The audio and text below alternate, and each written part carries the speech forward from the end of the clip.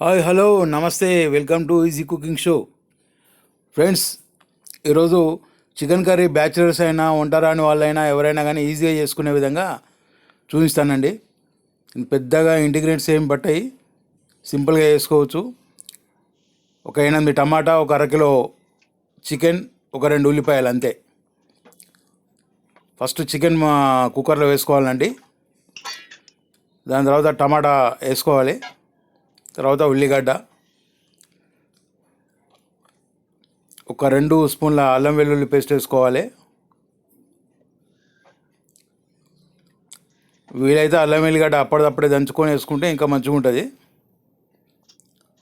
ఒక tea spoon పసుపు వేసుకోవాలి. తర్వాత ఒక 3 స్పూన్ల కారం పొడి.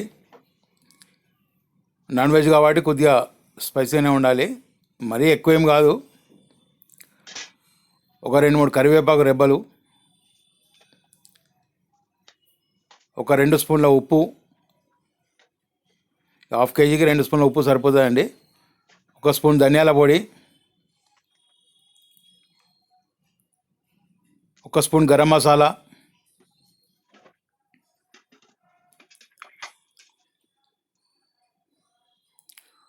ఒక 3 స్పూన్ల ఆయిల్ పోయాలండి.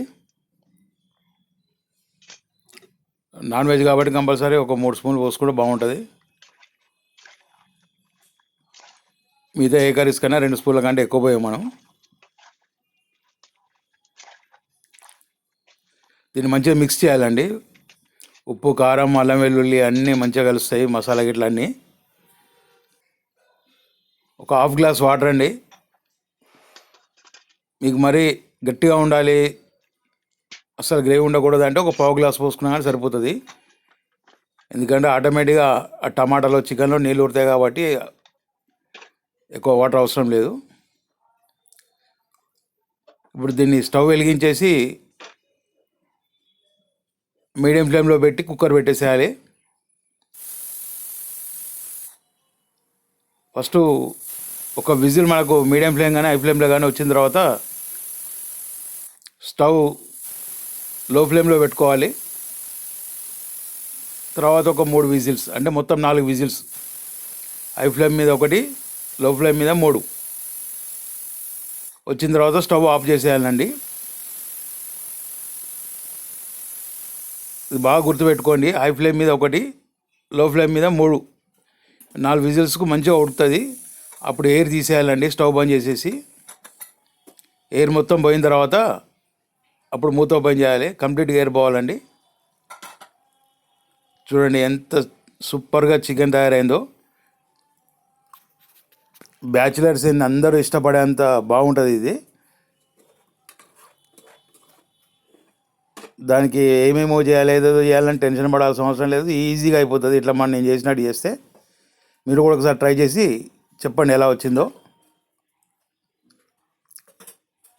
ప్లీజ్ ఛానల్ సబ్స్క్రైబ్ చేయండి, షేర్ చేయండి, లైక్ చేయండి please. Emmy Emmy bachelors chicken curry అండి. చూడండి ముక్క ఎలా ఉడికిందో, చాలా బాగా ఉడుకుతుంది, సూపర్గా.